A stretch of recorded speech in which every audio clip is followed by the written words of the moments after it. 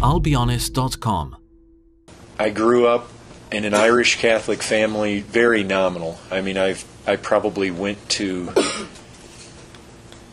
I probably went to the Catholic Church 5 times, maybe, in my whole life. And but if you had asked me, I carried a cross around wherever I went that said, "I'm a Catholic. Call a priest." It was a silver cross that my grandfather had given to me. And I'm sure when I was out here, I had it wherever I actually rode motorcycles out here from Michigan. I worked up in the mountains near Kremling. You guys all probably know where that is.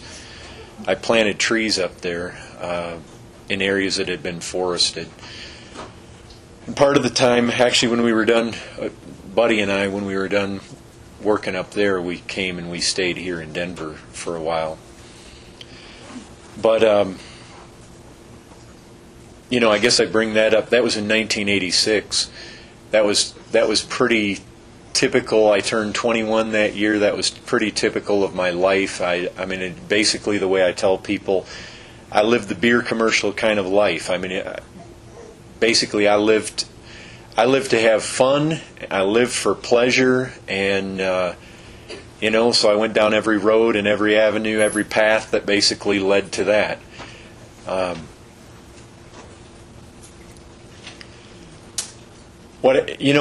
Basically what happened was in high school, in high school, I drank pretty heavily.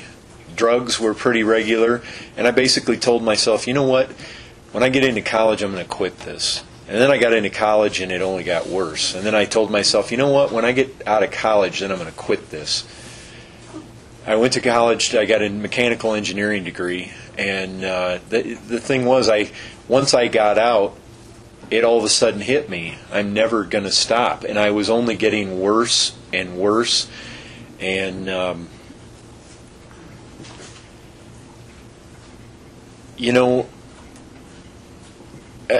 I thought I had everything in control. I thought everything was just where I wanted it. I thought, here I am. I can get an engineering degree. I can get an engineering job, and I can party at the same time. And I basically anything I can make money. I've got life just where I want it. And then the year 1990 came, and the Lord just started to knock me down over and over and over and over. And I didn't know what was happening to me. I thought maybe I thought I was losing my mind. I don't know.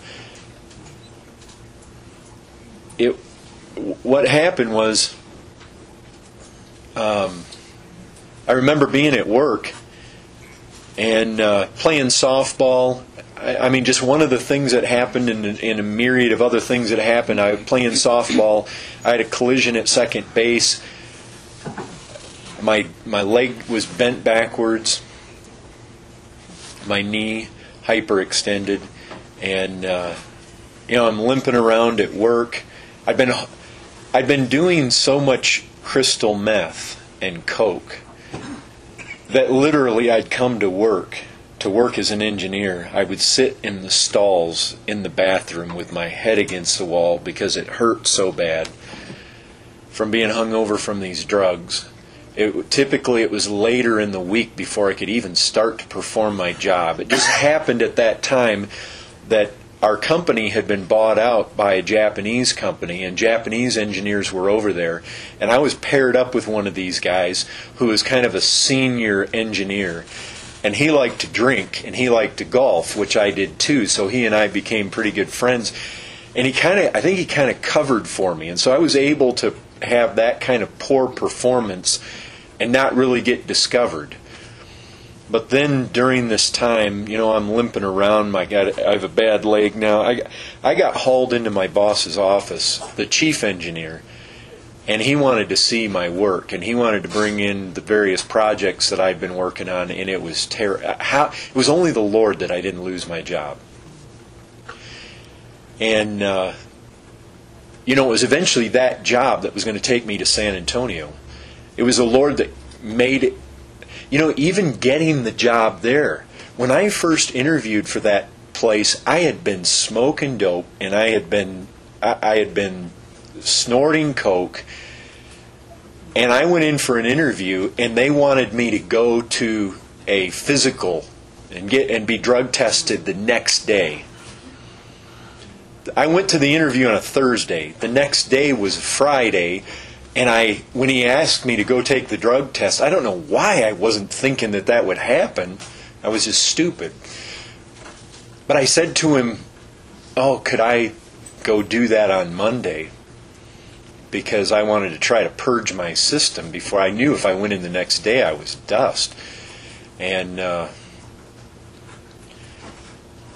no, he insisted that I take it the next day. And I rode my motorcycle up there the next day, and the place had burned down overnight, and there was yellow tape all the way around it.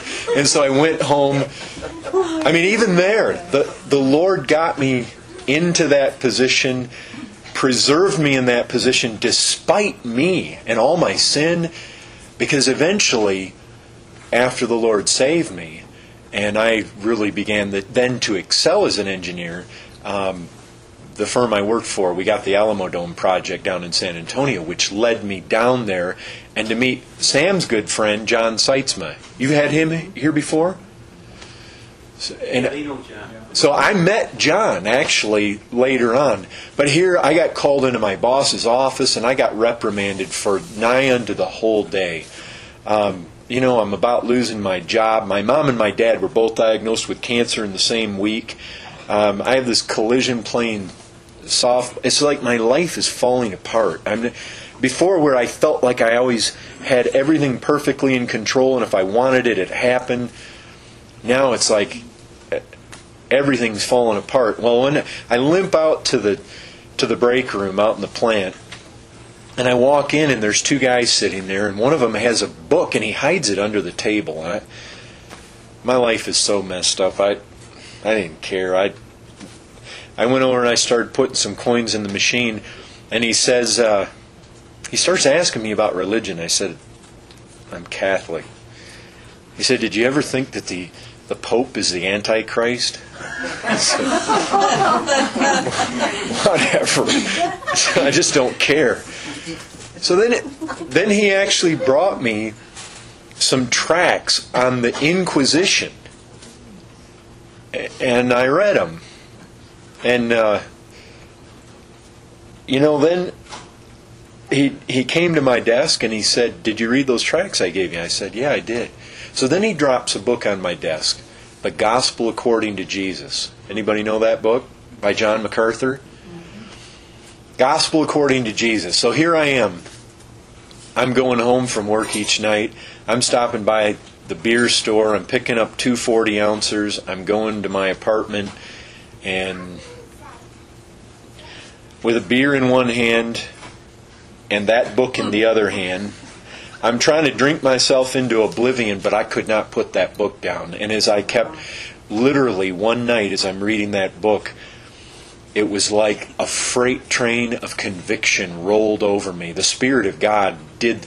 I came under such conviction. I, for the first time, began, you know how it says there in John 16, the Spirit convicts of sin and righteousness and judgment. And I saw my sin. I saw I had no righteousness, and I saw I deserved God's judgment. And but I'll tell you this, that book is all about repentance. That book is about the nature of true salvation. It's about following Christ, and that it costs you everything.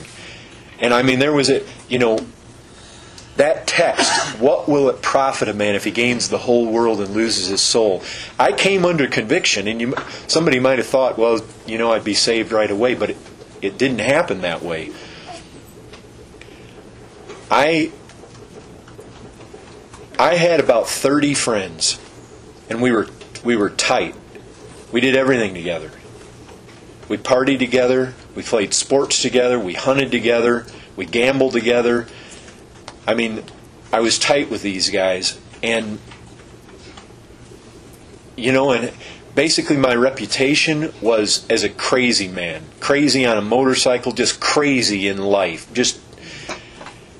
And I came under this conviction, but at the same time, it was like the devil's whispering in one ear, this is who you are. This is what your life is all about. You can't give that up. Because I knew, not only did I know that text there that said, what does it profit a man? I knew there was a text there because MacArthur was bringing it out in his book. Unless you forsake all that you have, you cannot be my disciple. You guys know where that's found? It comes out of Luke 14:33. And those texts, it's like in one ear I'm hearing those. What does it profit a man unless you forsake all that you have? But over here, you can't give up this lifestyle. You can't give this up. This is who you are. And for the better part of 3 months, it was in that misery. I kept trying to drink myself into oblivion, but I could not put that book down. And eventually, seeing that MacArthur had written the book, I got on MacArthur's tape lending library. And so now I'm listening to his tapes. I bought myself a Bible. I'm reading that. I went through the New Testament in about 2 weeks. I'll tell you, the New Testament, I saw judgment and condemnation on every single page of that New Testament. It all... Oops. Pastors aren't supposed to do that, right? So there was that wrestling. You know, I remember I went down to of all things, I went down to the Indianapolis 500, and I got drunk with my friends, and I'm coming out of that thing, and there's like 100,000 people walking across this muddy field to get out of that place, and there in the mud there's a track. And my friends they all went to the bar and that night, and I just wandered the streets. I didn't know what was happening to me. I found myself kind of praying, but then I didn't even know who I was praying to. I didn't know what was happening to me. That was on Memorial Day weekend. By the 4th of July, I'm still doing. I went with my buddies to the beach, and again started drinking. The emptiness inside was so deep. It was just so deep. I can't. I was at the end. I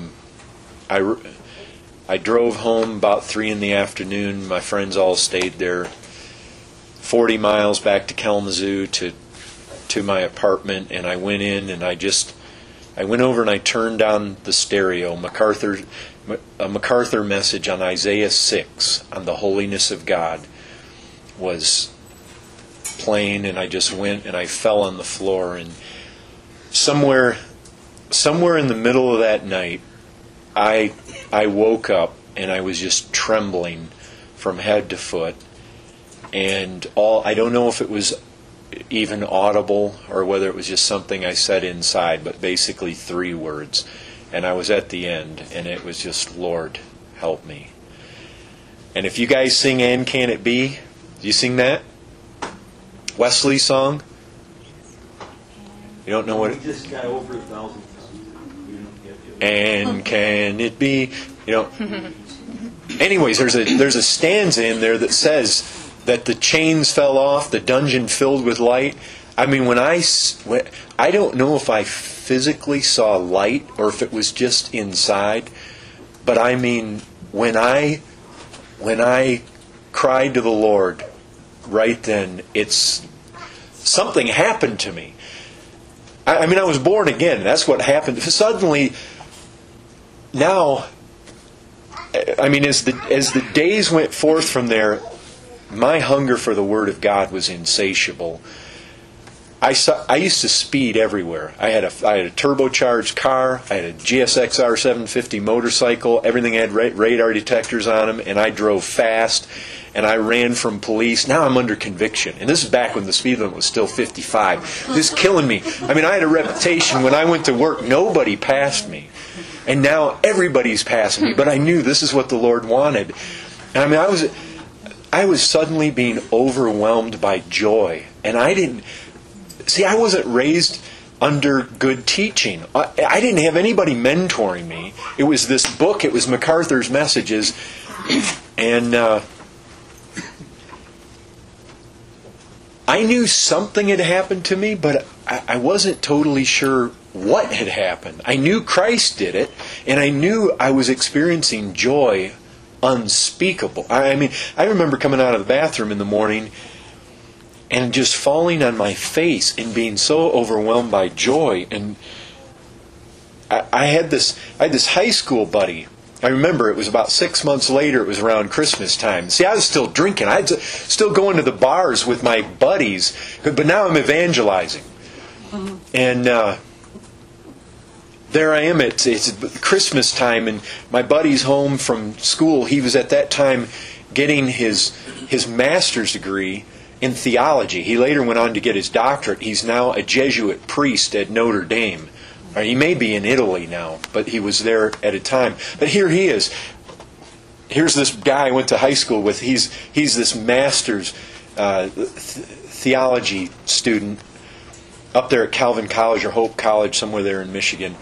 And so here I am, been saved 6 months, never trained in the Scriptures at all. And then here's this Catholic guy who's on his way to becoming a Jesuit.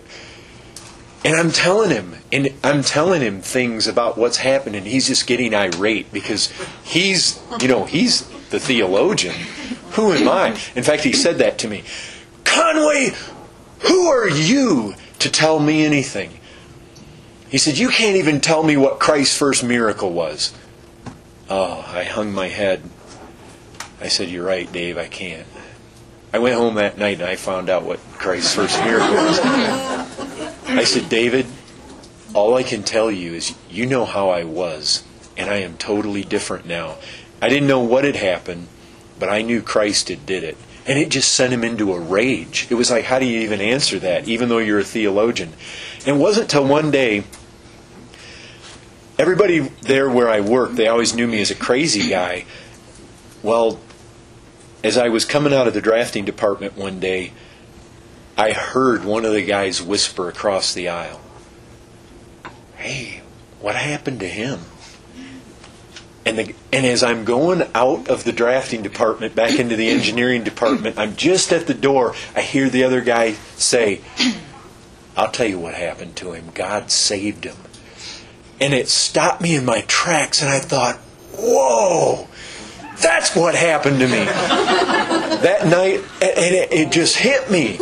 You know, I'd been reading MacArthur's book, and it all came back, and it was that night I can remember standing out under the moonlit sky and just rejoicing. It hit me, Lord, there is rejoicing in heaven over me. And so that happened in 1990. Then in a nutshell, that's basically how God saved me. Amen, brother.